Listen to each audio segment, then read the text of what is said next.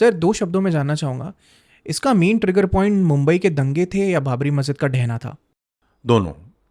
बाबरी मस्जिद के ढहने से और उससे जो उत्पन्न हुआ दंगा था, उसके बाद जो 92 का दिसंबर का, और उसके बाद में जो है उसके रिपरकेशन में मुंबई में फिर जो अगले दंगे शुरू हुए जनवरी फरवरी में।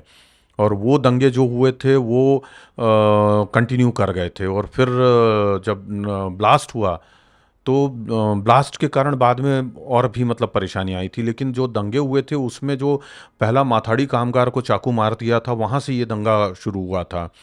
और उसके एवज में जो है वो एक well planned, well oiled mechanism ने पूरा का पूरा दंगा मुंबई में फैलाया था। पॉलिटिकली इस इंड्यूस्ड था बार सर? पॉलिटिकली इंड्यूस था, पॉलिटिकल पार्टी के द्वारा किया हुआ था, पॉलिटिकल सुप्रीमो के द्वारा संचालित था। और वो पूरा का पूरा दंगा जो है वो बहुत ही अच्छे तरीके से इस इरादे से किया जा रहा था कि एक पक्ष जो है वो ज़्यादा से ज़्यादा दूसरे पक्ष का नुकसान करे। ऑर्गेनाइज्ड? ऑर्गेनाइज्ड, बहुत ही ऑर्गेनाइज्ड, हथियार सारे लाए थे। और महारतियों के ज़रिए या और चीज़ों के ज़रिए जो है वो प्लान्ड वे में वहाँ पर वो किया जाता था। महाआरती चल रही है, उसमें अपने ही लोग पत्थर फेंकते थे, फिर ये लोग जा कर के मार काट मचाते थे। महाआरती के दौरान? हाँ, वो पूरा प्लानिंग के साथ होता था। तो लाइक अ स्क्रिप्ट? हाँ, बिल्कुल स्क्रिप्टेड था। अब जैसे माहिम में जो चर्च है, उसके सामने एक जगह पे महाआरती रखी गई, क्योंकि उसके पास में मुसलमानों की जो है वो जो लकड़ी की टाल बनी हुई हैं, बखार बोलते हैं यहाँ पे। तो जो वुड स्टॉक जो पूरा का पूरा वहाँ पे बेचने के लिए रखा रहता है, कई सौ हेक्टेयर के बराबर लकड़ियाँ वहाँ पर, बहुत ही कीमती टीक वुड और बांस रखा हुआ था, उसको आग के हवाले कर दिया। और वहाँ पे बहुत बड़ा दंगा फैला था। वो हमारे ऑफिस से करीब करीब 400-500 मीटर दूर ही था। मैं भी, जब मुझे पता चला कि यहाँ पे इतनी बड़ी आग और ये वो लगी है, तो मैं भाग करके यहाँ पे आया था और वहाँ पे मैंने फोटोग्राफी वगैरह भी की थी। मतलब उसकी आग की लपटें इतनी तेज थीं कि मैं माहिम चर्च के पास खड़ा था और मुझे लग रहा था कि शायद मेरी चमड़ी जल जाएगी, झुलस जाएगी, और मेरे कैमरे के जो लेंस हैं वो चटक जाएंगे। तो मुझे फिर मैं वहाँ से, और उसके वखार से लगा हुआ जो है वो मुंबई पुलिस की कांस्टेबल्स की 3 माले की बिल्डिंग्स भी हैं, उनके अंदर भी आग लग गई थी। तो मैं उस आग में ऊपर छत पे चढ़ करके, पानी की टंकी पे चढ़ करके मैंने वहाँ से ऊपर से नीचे फोटोग्राफ किए थे। तो वो बड़ा ही खतरनाक मतलब मंजर था, और बहुत ही बुरी हालत थी। और बेचारे वहाँ के जो पुलिस ऑफिसर्स के, पुलिस कांस्टेबलरी के जो लोग थे, वो लोग खुद बाल्टियों से, टंकियों से पानी ले ले करके आग बुझाने की कोशिश कर रहे थे, क्योंकि उनके यहाँ के सारे मर्द तो ड्यूटीज पे गए हुए थे। वहाँ पे औरतें और बच्चे, यंग जो मतलब पुलिस डिपार्टमेंट में नहीं थे, वही लोग आग बुझाने का काम कर रहे इन थे। दंगों के दौरान पुलिस के हाथ खींचे जाते थे? नहीं, ऐसा कुछ भी नहीं था। पुलिस को बहुत ही फ्री हैंड मिला हुआ था।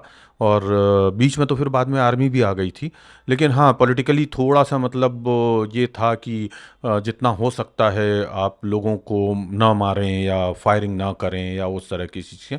लेकिन काफ़ी बड़ी संख्या में लोगों की गिरफ्तारियाँ भी हुई थी, और काफ़ी पुलिस की तरफ से दबाव बना था। मैं पुलिस को एकदम निकम्मा या नाकारा नहीं मानूँगा उस समय। हाँ, पॉलिटिकली जो चीज़ें होनी थी वो हुई थी, उसमें कमियां थीं, और लीडरशिप हमारी उस वक्त बहुत बुरी तरह फेल हुई थी।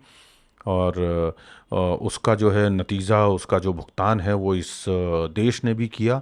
और हजारों करोड़ का नुकसान हुआ, यहाँ की इंडस्ट्रीज़ बंद हो गई और वो सब हुआ।